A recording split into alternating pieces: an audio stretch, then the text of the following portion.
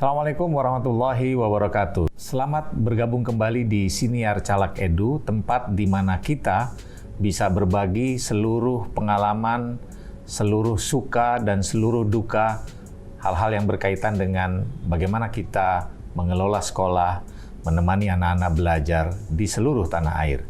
Pada kesempatan kali ini, saya ingin sekali berbagi kepada sejawat guru di Indonesia pengalaman kami di Sekolah Sukma Bangsa, bagaimana mendesain yang kami sebut dengan RAPBS. RAPBS itu adalah rancangan atau rencana anggaran pendapatan belanja sekolah. Dari nama, sebetulnya istilah ini sangat sederhana dimaknainya. Tapi belum tentu semua orang bisa paham bahwa RAPBS dalam pandangan saya merupakan unsur pokok dari bagaimana detak kehidupan sekolah itu bisa dilihat. Jadi laksana jantung, jadi the heart of education atau jantungnya sekolah itu sebetulnya ada pada bagaimana kita memahami RAPBS. Kenapa demikian? Karena biasanya ketika rancangan anggaran dan pendapatan belanja sekolah ini mulai disusun, mulai direncanakan oleh semua stakeholder yang ada di sekolah, kepala sekolah, bendahara sekolah, guru, orang tua, siswa, pertanyaannya adalah seberapa dalam dan seberapa besar semua stakeholder itu terlibat ketika menyusun RAPBS ini. Nah, pada sisi ini tentu saja semua sekolah punya pengalaman yang berbeda-beda. Apalagi misalkan sekolah negeri. Kalau kami di sekolah swasta, sama seperti sekolah negeri, adalah sekolah yang menerima biasanya dana bantuan operasional sekolah atau yang biasa disebut dengan dana BOS. Nah, apa yang membedakan sekolah kami yang swasta ini dan sekolah negeri ketika mengelola dana BOS? Inilah yang akan saya sharing, saya bagi pengalaman bagaimana Sekolah Sukma Bangsa di Aceh itu mengelola dana BOS dalam framing RAPBS itu.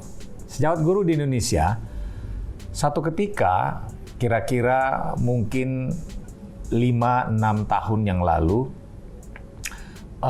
saya diminta beberapa orang, tokoh nasional lah begitu, untuk menyusun kurikulum tentang pendidikan anti korupsi.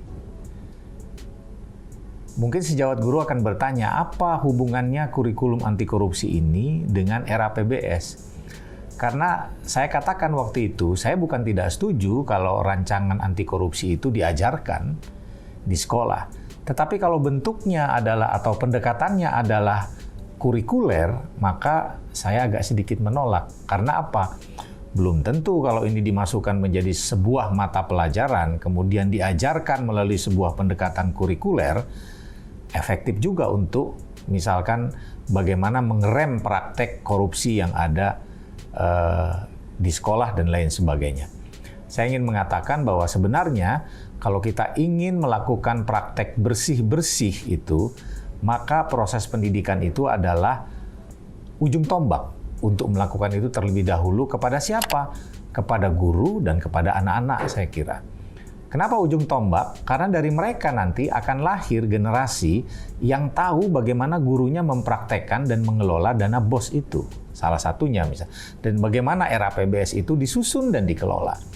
Itulah kenapa ketika saya diminta untuk menyusun kurikulum, saya menolak dengan mengatakan sesungguhnya nggak perlu dan tidak diperlukan sama sekali kurikulum anti korupsi. Yang diperlukan itu adalah bagaimana sekolah ketika dia merancang RAPBS setiap tahun anggaran atau setiap tahun ajaran itu ketika menyusunnya itu ada praktek kerjasama keterbukaan seluruh stakeholder sekolah. Pertanyaannya, apakah semua sekolah di Indonesia melakukan hal ini? Nah, ini menjadi sebuah pertanyaan besar. Kenapa ini penting? Saya membayangkan kalau seandainya sebuah sekolah itu ketika menyusun anggarannya itu dilakukan secara bersama-sama, secara terbuka, maka sebetulnya sekolah itu sedang membuat komitmen bersama. Mereka ingin melakukan semua praktek baik di sekolah itu secara terang benderang dan semua stakeholder sekolah itu tahu apa yang harus dilakukan. Jadi ada berbagi tanggung jawab sekaligus ada kerjasama di sana. Tetapi kalau misalnya praktek RAPBS itu disusun hanya oleh orang tertentu, misalkan hanya kepala sekolah saja, atau bendahara saja, guru-guru tidak terlibat, orang tua tidak terlibat, apalagi anak-anak tidak ditanya bagaimana proses belajar itu harus dikelola dan harus dibiayai. Kalau tidak ada keterlibatan semua pihak, apalagi misalkan ada pengawas dan lain sebagainya, maka saya bisa pastikan sekolah itu udah punya penyakit bawaan dan itu artinya sekolah itu tidak sehat. Karena apa? Pasti kalau yang mengelola dan menyusun RAPBS itu hanya orang tertentu, artinya itu ada yang disembunyikan. Kalau misalkan menyusun RAPBS itu sembunyi-sembunyi, tidak diketahui oleh semua orang, tidak transparan, tidak terbuka, nah tentu saja pengeluaran uangnya juga menjadi dipertanyakan. Disitulah awal mula kenapa sekolah itu menjadi tidak bisa mengajarkan karakter kepada anak secara otentik. Karena gurunya, kepala sekolahnya sudah mempraktekkan hal yang negatif ketika menyusun RAPBS. Itulah kenapa misalkan Sekolah Sukma Bangsa dari awal ingin ketika RAPBS disusun itu semua stakeholder yang ada di sekitar sekolah itu terlibat. Siapa saja? Siswa terlibat, guru apalagi, orang tua iya kita tanya, dan datang pada rapat-rapat penyusunan itu. Kepala sekolah wajib, direktur sekolah harus memberikan petunjuk bagaimana RAPBS itu dikelola. Nah, sejawat guru Indonesia, RAPBS di Sekolah Sukma Bangsa itu kami beri nama, kita menyebutnya sebagai bracket system. Jadi sistem keranjang. Nah, apa itu sistem keranjang? Ini sebetulnya sangat menarik. Sistem keranjang itu sebetulnya simple saja. Kami memasukkan seluruh komponen anggaran untuk program-program sekolah itu ke dalam 4 hal saja, 4 bidang. 1, kami fokus kepada siswa. Jadi artinya student improvement itu menjadi acuan paling utama untuk kita letakkan anggaran itu paling banyak di sini. Yang kedua, student improvement. Setelah student improvement itu adalah teacher improvement. Kita harus memberikan ruang, kita harus memberikan gerak, kita harus memberikan anggaran bagaimana guru-guru ini bisa dilatih, bisa meningkatkan kapasitasnya. Yang ketiga, baru kita bicara soal managerial improvement. Managerial itu adalah apa kebutuhan yang secara programik itu harus dijalankan oleh kepala sekolah, oleh manajemen, oleh wakil kepala sekolah, dan lain sebagainya. Mereka juga butuh pendanaan untuk mengelola misalkan rapat-rapat, untuk mengevaluasi, dan lain sebagainya. Baru yang keempat itu ya istilahnya general affairs lah. Jadi inilah kebutuhan-kebutuhan dasar, misalkan apa yang harus dibeli untuk mendukung proses belajar mengajar. Mungkin spidol, mungkin kertas, dan lain sebagainya, dan lain sebagainya. Jadi dengan 4 klasifikasi ini dan dengan prioritas prosentase yang berbeda, misalkan kalau di Sekolah Sukma Bangsa itu 50% itu untuk student improvement, kurang lebih 30% untuk teacher improvement, baru kemudian kurang lebih 15% untuk manajerial, dan sisanya 15% lagi untuk general affair. Nah, bagaimana ini dibungkus dalam sebuah bracket? Di dalam, saya kasih contoh, nanti ini akan ada best practice atau praktek baik yang dilakukan oleh Sekolah Sukma Bangsa dalam konteks menjelaskan bagaimana bracket system ini dijalankan. Nanti kami akan punya sesi tersendiri dengan beberapa direktur sekolah, dengan guru, dengan kepala sekolah untuk mendialogkan ada apa saja di dalam bracket student improvement ini. Nah, salah satu contoh menarik yang sudah sering saya kemukakan itu adalah misalkan bagaimana di dalam student improvement itu seorang guru dengan siswa-siswanya itu membuat perencanaan bersama. Apa yang mereka ingin pelajari, dan bagaimana cara mengajarkannya, berapa anggaran yang dibutuhkannya, kemudian diletakkan di situ dalam sebuah bracket itu pembiayaannya. Misalkan pembiayaannya dibutuhkan 400.000, 500.000 untuk mengelola apa? Untuk mengelola yang kita sebut dengan katakanlah misalkan class project. Nah, class project ini menjadi sangat menarik karena desainnya, perencanaannya itu dilakukan bersama-sama antara guru dengan anak-anak.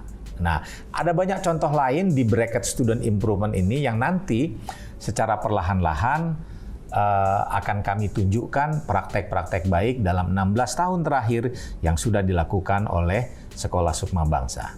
Sejawat Guru Indonesia, saya kira ikhtisar soal RAPBS ini dalam bracket system ini bisa saya sampaikan hanya sekilas dulu, tetapi nanti detailingnya apa saja yang ada di dalam student improvement bracket, apa saja yang ada di dalam teacher improvement bracket, dan apa saja yang ada di dalam general affair dan juga managerial improvement akan kita tunjukkan dan akan kita tanya langsung kepada para guru, kepala sekolah, direktur sekolah, anak-anak, bagaimana desain program di dalam bracket system itu dijalankan oleh Sekolah Sukma Bangsa. Kenapa ini baik? Karena menurut pengalaman kami, dengan adanya keterbukaan di dalam penyusunan program sekolah ini, maka ketika kita diperiksa, karena kita menggunakan uang rakyat dari bantuan operasional sekolah itu, diperiksa oleh siapapun kami tidak merasa takut dan tidak pernah merasa ada kesalahan. Karena semuanya terang benderang, dari mulai persiapan, ada proposal, proses belajar mengajarnya dilakukan secara baik, dan pelaporannya juga termasuk apakah kwitansi pembelian dan lain sebagainya itu kita pertanggungjawabkan secara clear, secara artinya terbuka kepada siapa saja. Jadi itulah ikhtisar kenapa misalkan saya ingin mengatakan kalau Anda ingin melakukan praktek baik dalam konteks mengajarkan karakter kepada anak, maka RAPBS Anda di sekolah harus memiliki karakter yang jelas. Apa itu? Jujur ketika mendesainnya. Kalau menyusun RAPBS itu sudah dimulai dengan kebohongan atau tidak jujur, maka jangan harap Anda bisa mengajarkan karakter moral kepada anak-anak.